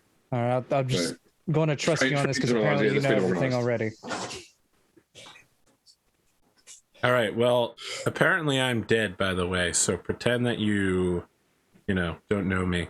I mean, to my understanding, you're going to be dead after. So What? Let's do well. What I mean by dead, you're probably going to be beaten to a pulp, then probably healed, then beaten to a pulp again. I don't understand. What did I do that would deserve this behavior this time? I mean, not that I would gladly die in service to the God Emperor. That's the living Saint Dawn, not me. That's my understanding. That is who I'm asking right now. Okay. I think it's because you left without anybody accompanying you, but of course I left to go get help. That's fair. I'm sorry. Next time I do get help, I'll bring my brother along. You have a brother? Never mind. So everything is in position for our coup. As far as the trigger, keep that as backup in case you might need a bigger distraction. Well, my understanding is that if I pull this, we don't really know what will happen. But it could cut power. It could force the Soul Reaver to begin sucking the souls of everyone in the area. It could restore psychic powers in the local area. We're not really sure what it will do, just that there will be an explosion. We do need the net covering the arena to come down at some point. All right, I turn to Shrade and I say, is there a plan to bring the net of the arena down? That's the point of this rebellion, right? We're going to have them shoot at the building until it... No. The detonator... Yeah, no, but I'm talking to Shrade. Oh. Listen, Androchiron doesn't know any of this. The energy shield around the pits, they might be able to find a way to deal with on site. But the implication here is if we destroy the link to the Soul Reaver, that will reduce the city's power load for a period, which may bring the net down too. Now, with that being said, like the range of that detonator is not like we can just be in the nexus and push the button. We've got to be, if not in the ziggurat, at least very close to it. All right, so I psychically turn to the Lord Captain and begin using my mind speech again, and I say, all right, so Shrane says that you guys can deal with the net from inside the building. That said, you have to make a decision now as to whether we're going to blow this detonator. We can't if and maybe. We have to go to the ziggurat in order to use it. It will lessen the load on the city, which I don't think is actually the correct electrical engineering terminology. I mean, the load from the city will be the same. We just won't be able to meet the load.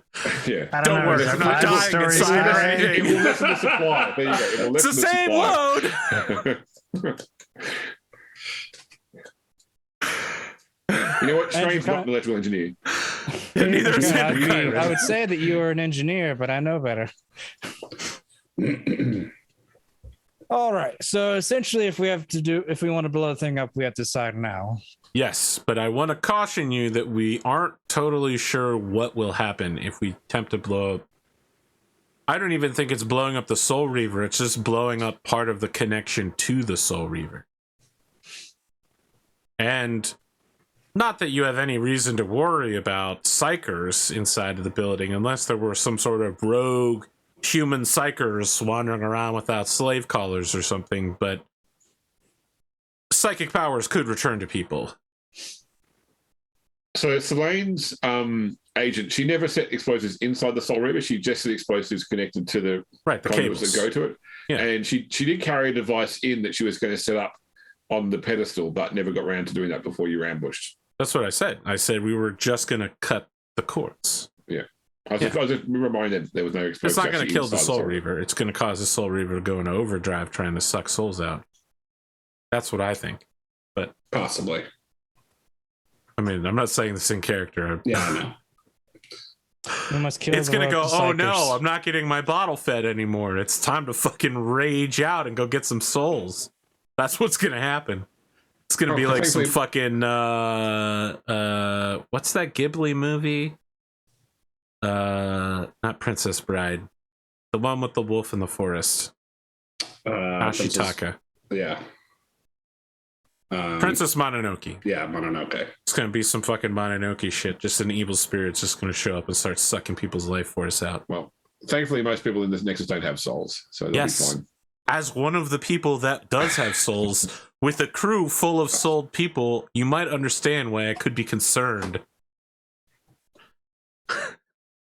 And since I will be in the ziggurat when the explosion happens, I will be closer than anyone else.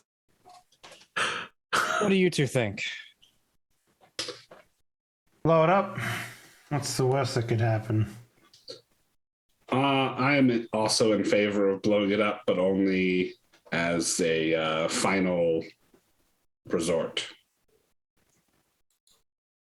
I mean, if I'm blowing it up, I am not there with Shrain helping you escape. That's true.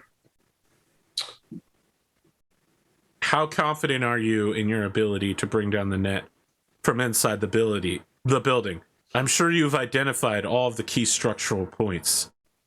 You have a great idea of where the generators are, the power structure.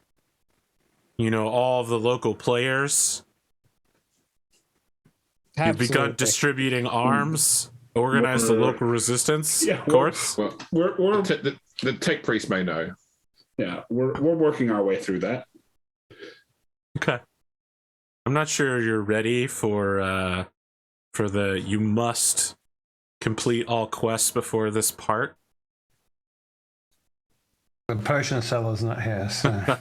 Yeah, nobody's showed The up. tech priest shows up and it's just like, well, wait's over.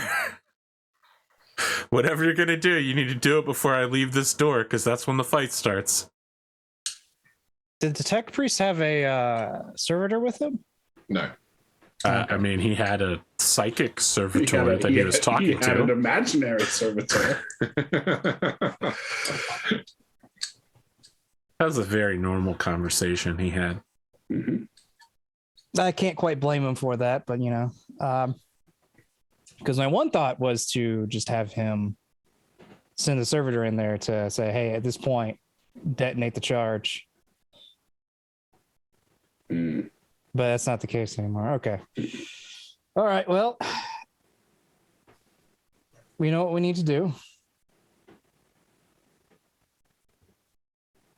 If Androchiron's being dead for whatever reason, I don't know why. I didn't choose this path.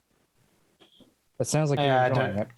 I'm not sure what his purpose is either, to be honest with you. Wait, you don't know what my purpose is, Living Saint? I'm a communications specialist. Yet you didn't communicate where you not. Where I was have a going, I feeling that said he I'm wasn't going to able to at leave the to go to time. the ship. I don't know how much more clear I could have been in that regard. It was a direct and concise statement of... And communications place is already messed up to begin with, so let's not fault him completely at the moment. Anyway. So as long as Calkin follows the group around and the Giants is there as well, Androchiron can perceive what the Giants can perceive and can trigger a link at any point in time with Calkin to say something. but you need both the Eldar and the Gyrinx present, or at least, or the Gyrinx can go up, and as long as Kalkin and the Gyrinx stay close, then Androchiron can see whatever the Gyrinx sees.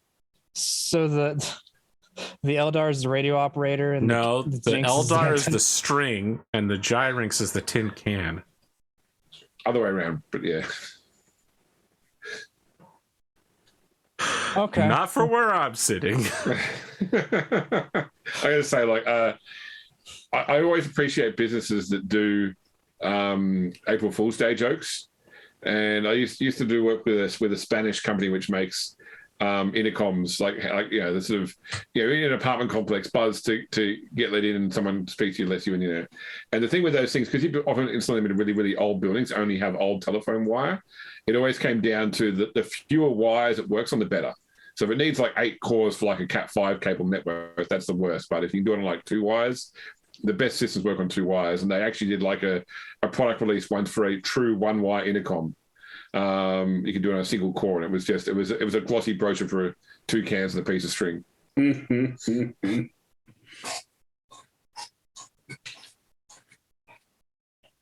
Anyway, sorry, Italian, not Spanish, Italian.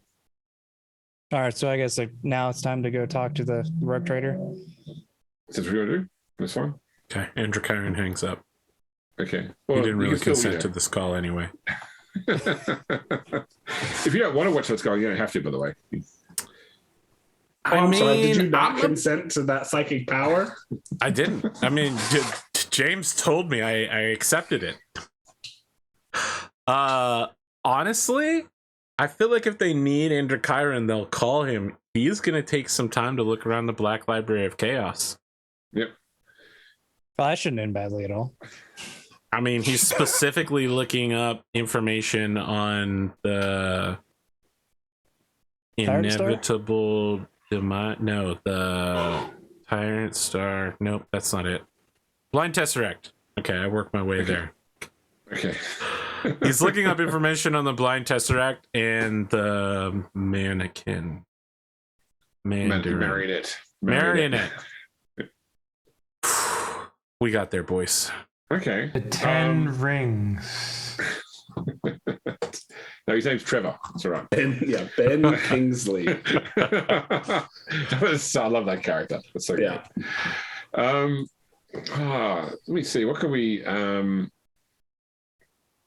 I would like you, AP, to roll me literacy. Amazing. Is that even a skill? Yes, it is. Oh, it is a skill. Why is have literacy attached to weapon skill? It should be attached to intelligence. Someone didn't pull the right box down. Okay, it's me. I didn't pull the right box down. Okay. Still pretty good at it. I have a +10 of this because of being good at all knowledges, maybe? No, it's not a knowledge skill. No, but I'll say in this case, infused knowledge will help, I would say. Sure. I will fate that. Okay. There you go. Okay.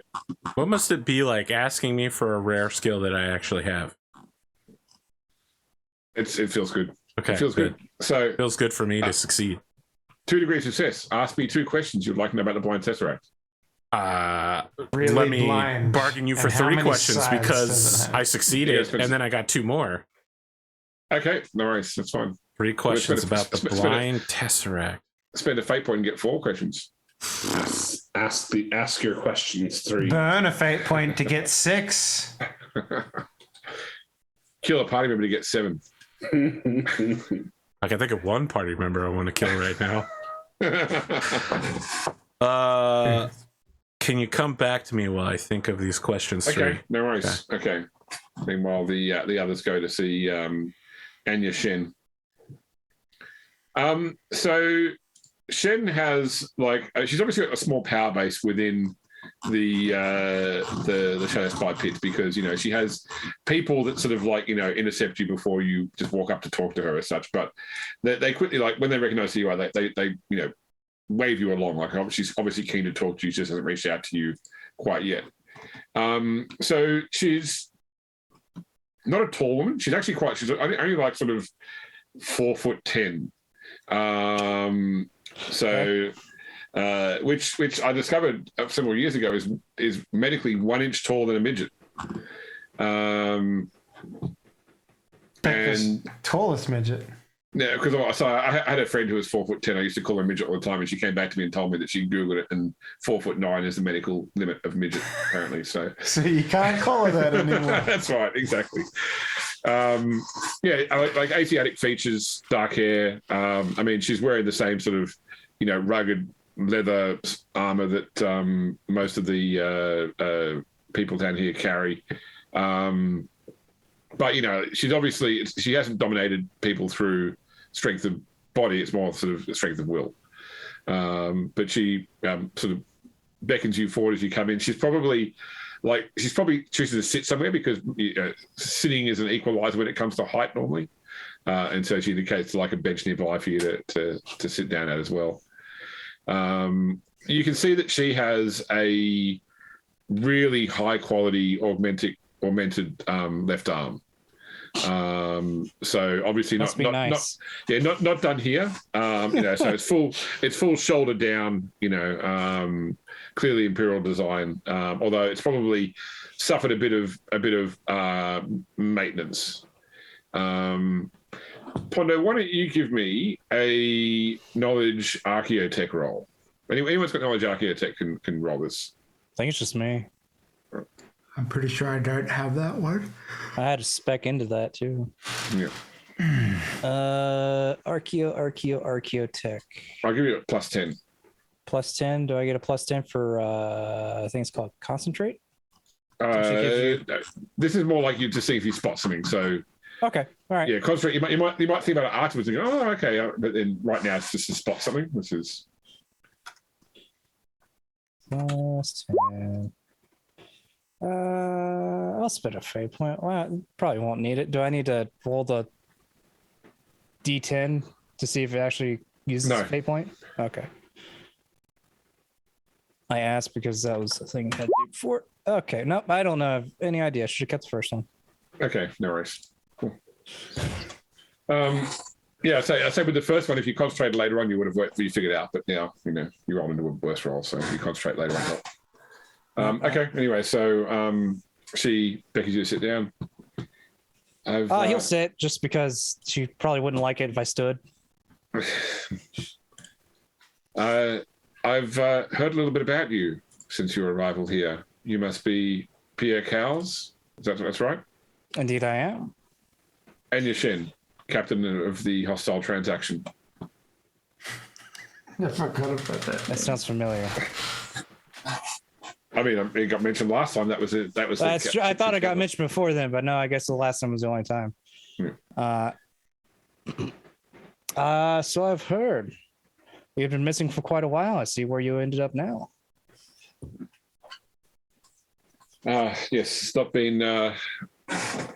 It's been some time since I've been back in the Imperium, and unfortunately, although I've managed to keep myself alive here, at least it's not a life that I would choose. How would you feel about a chance to get back to the Imperium? I'd say, what do we need to do? You obviously originally arrived, so you've got a better idea about what life is like outside of these walls. If you have knowledge of how we can get out of here, then me and my crew are here to be a part of that. I do have a method to possibly get us all out of here, though with a couple of exceptions. Which I don't know if you have any ties to any of these exceptions. Namely, the rogue psychers that are here. They can't go. Or at least they have to find their own way out. I don't have any issue with that. All I'd like to do is kill as many of these Xenos on the way out as possible. And the Yara herself, if the opportunity presents itself. You said the Eldar? The Dark Eldar, the Drakari. Oh, okay. Yeah, okay, yeah, we would have problems with that then. Our captors, yes. Yes, absolutely. Yeah. I imagine there'd be plenty of time for killing of them. Yeah, I think that my ship is still like they've captured my ship and not done anything with it. So if I can reach my ship as well, that will probably help our escape. It's only a Havoc class raider, but it's good in a fight. I have a few ships that are docked up as well, so hopefully they're doing all right. Any idea where your ship is? Yes, I mean it's moored to the city, but I should be able to free it pretty easily. Just to be clear, so only the hand is the only vessel which is in the Nexus. Your other vessels are the other outside ones are the sitting Nexus. out? Okay. Yeah, with Thane Morn's fleet. Isn't the Eternal Praetorian getting fixed up, though? Well, not here in any case. It's not in the Nexus. They might be repairing it in space. It's only hull damage, so it can be repaired in space. Okay. Very well. How much of your plan can you let me in on? I mean, I'm here. I'd like to help, but I don't like to be in the dark.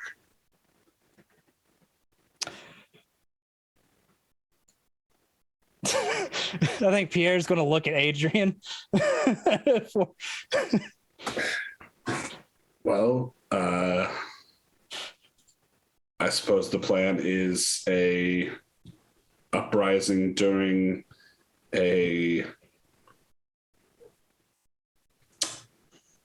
match between Talon Balewing and Living Saint Don Leteinia.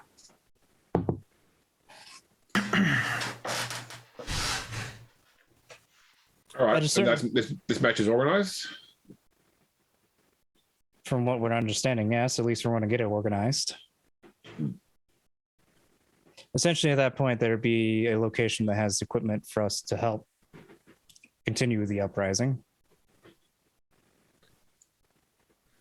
Look, if we can build interest in this fight, then a lot of our captors are going to be distracted watching the fight. Indeed. All right. I'm going to put my information network to work on building this up. And we'll put ours. Do you have any understanding of whether or not we can? What was her name? The Dark Eldar with the key and the Yara. I'm always forgetting this one. Yara. Yeah. Do you have any way of knowing if we can get into her quarters?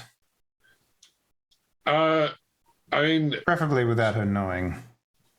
So she lives here in the pits. I mean, not in the slave quarters, but a lot of slaves have, because the Dark Eldar don't place much difference between a gladiator and a servant.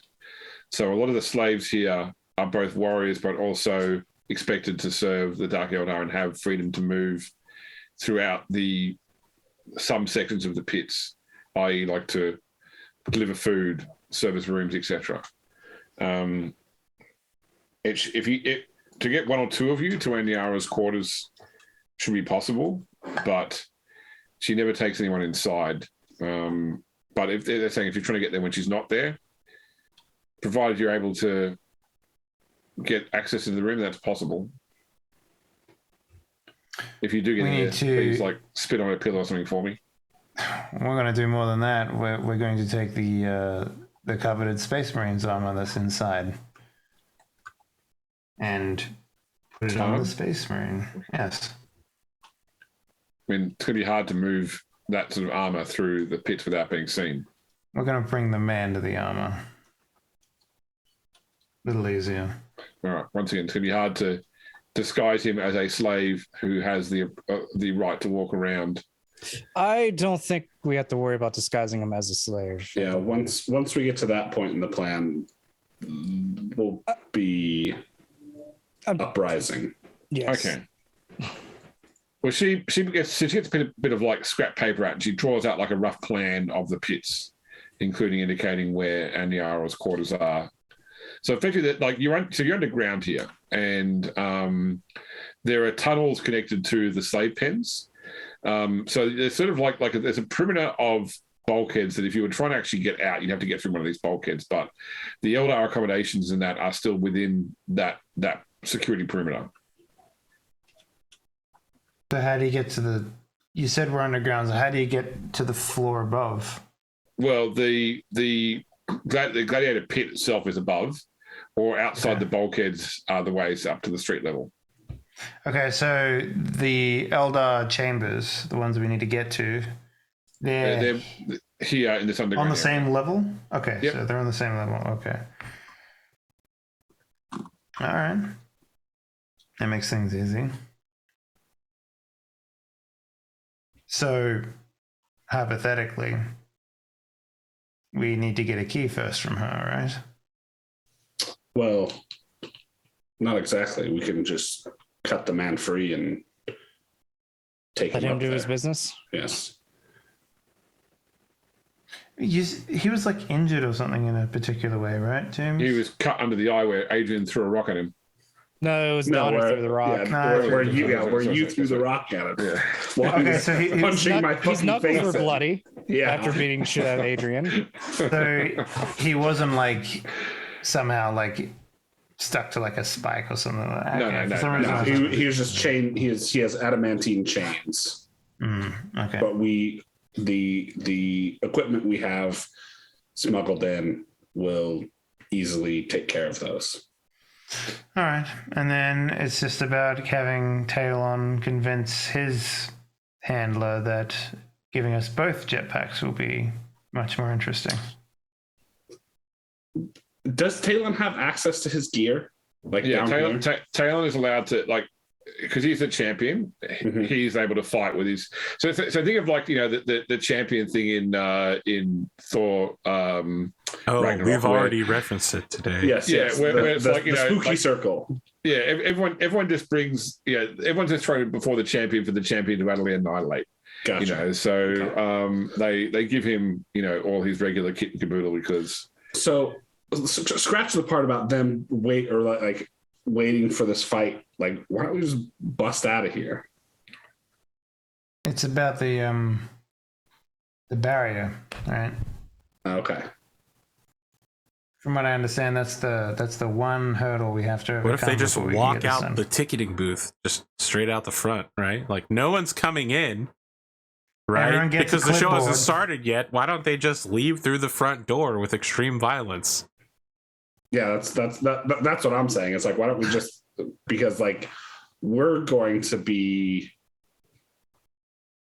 I think the issue is fully it's, kitted up.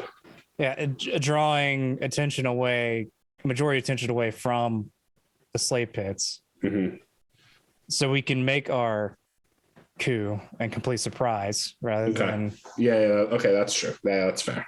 because once the fight started and the barrier's gone, Don and the And Altar Bailwing. can just fly out. yeah, Someone Okay. has to scream, "Kill the masters, free the slaves," while that's happening. Yes, It has to happen. and then we play Sabotage over the radio and be called classical music. That's a totally different series. Why would you do that? Why would you make Why would you make mix one of the metaphors? best culminations of the entire show compared to one of the mediumist scenes Well, I in have no Star idea Trek? what you're talking about, so you know it's fine. The third Star Trek movie where Okay, you can stop they- there. It's fine. Oh no, we spoiled Star Trek for Dave by letting him know that Beastie Boys No, Sabotage I played on the don't- radio. It It's was a not that I major plot don't want to be point. spoiled. I just don't care. So it's I would like, say that movie's like 10 years old at this point, isn't it? Yeah, no one watches it now. It's dead. exactly. Oh, Jesus. Everyone's catching up. Wising up.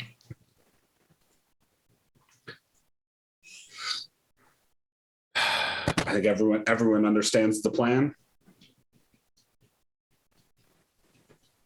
Fuck shit up.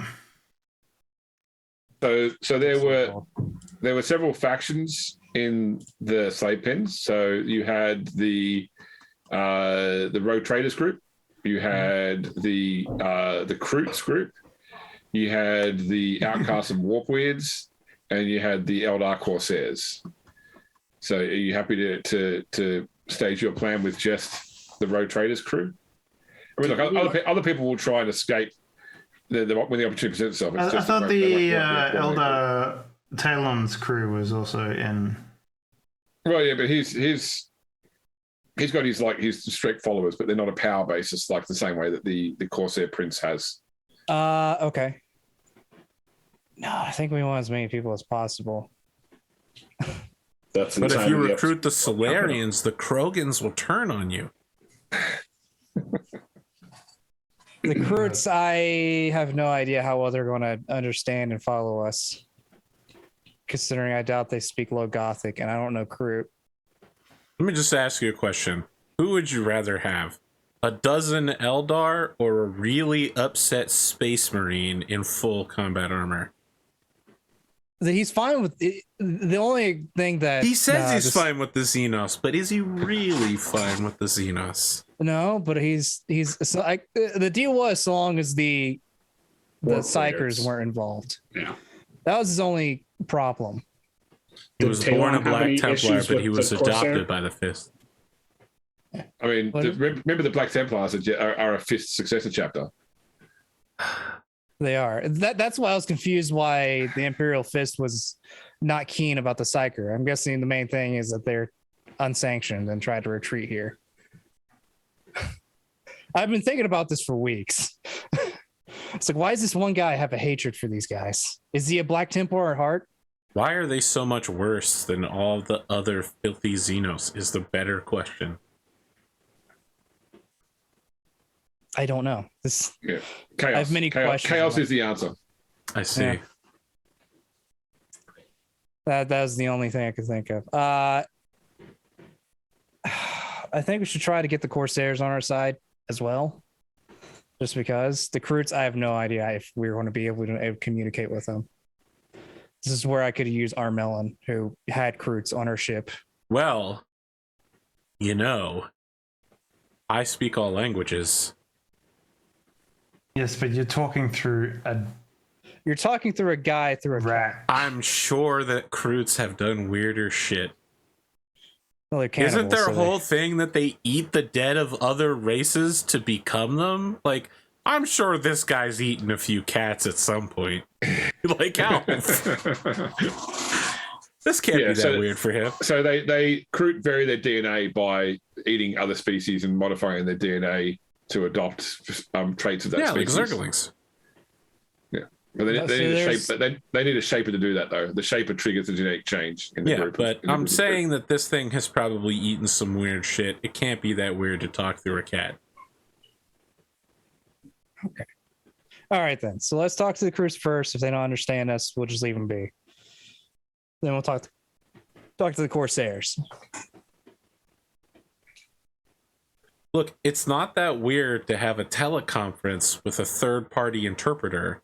This happens all the time in hospitals. Just not through cats. Yeah, I mean, the cat. Look, The cat's imagine not the cat talking, as a though. cell The cat- phone. Yeah, the cat's just there as a channel. As a tether, essentially. Yeah, that's right. Yeah, the cat is a personal hotspot to the. Like I said, he's the antenna, and the Eldar is the radio operator. All Okay. right, I'm gonna I do the guess we scene should from go Fern talk to Gully. the Kroot after the break. Yeah, that movie's 30 years old. They just did a re-release of the anniversary. Yeah. I know. And I was like, man, I remember watching that as a kid. My name is Betty. And then I realized how many people were in that movie, like how many famous people. Yeah, in it was that huge. movie. I was like, Are you old enough, Dave, for Dot and the Kangaroo? sorry, say that one again. Dot and the Kangaroo.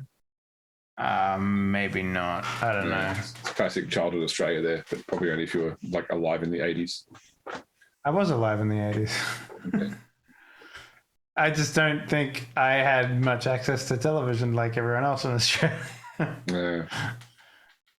So, I mean, my earliest cartoon that I remember is Blinky Bill, but like I think that's like early 90s more than anything. So, All right. Your Australian education is poor. We'll have to build that up at some point so you can introduce your own kids to it. I mean, my wife even watched Blinky Bill in Poland, so it's just strange. Yeah, we're about to show my kids the never-ending story. It's time that they learn to fear the Gamorg. the swamps of sorrow. All right, we're gonna have a break. Excellent. And My artist just showed up for us to go on a 8-minute break. What a huge waste of everyone's time. Friends. Okay, wait, before we go, shout her out then. So people know. Yeah, Hyrea is in chat right now. She did the Androchiron art that you previously saw of kind, gentle, nice Androchiron with his cute skulls and Dawn Agreement art. It's true, the Dawn Agreement art, and also all the art you've seen for upcoming Stars Rising.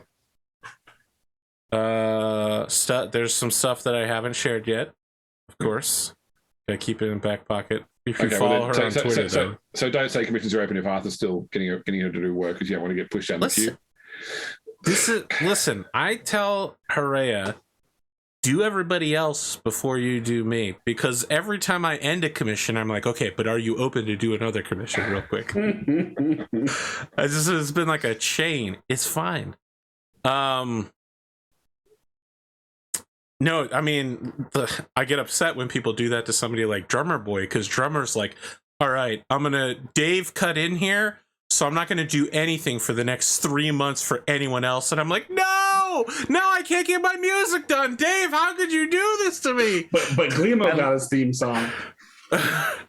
I literally commissioned. I understand how this works. Work with him for like an entire album, bro. I run after artists with checkbook open. Money is flying out into the air while I'm running after them, and they're like, don't pay me. And I'm like, what? Cotton told me that yesterday. She said she didn't want to be paid for art that she did. I was furious. Listen, I try to help you with that, I talked to Pano about it because I knew it was going to happen. I knew she was going to be like, oh, I don't need to be paid. She was questioning asking for payments. Like, she was like, maybe should I charge him? I was like, do it. Yes, you should charge me for the artwork. Get paid for your skills, people. Yes, and we also need to seal our corporate deal as well. That way I have protection because I know that I've paid for a license from you.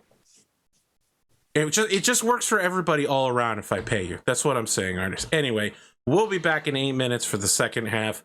Questions will be answered. Crews will be talked to. People will be killed. Cats might be eaten. No. Well, we'll try not to have the cats eaten. How about that? Why would you even imply that this cat is going to be eaten? There are some things. It's like a psychic bobcat, man. It'll fucking eat you instead. Listen, if you don't have your fists on, I'm pretty sure the cat throws down with you and wins. That's all I'm saying. I'm pretty sure Arthur has some like no-goes on his channels, and Philophage here is probably one of them. I don't know what that means, but probably so. All right.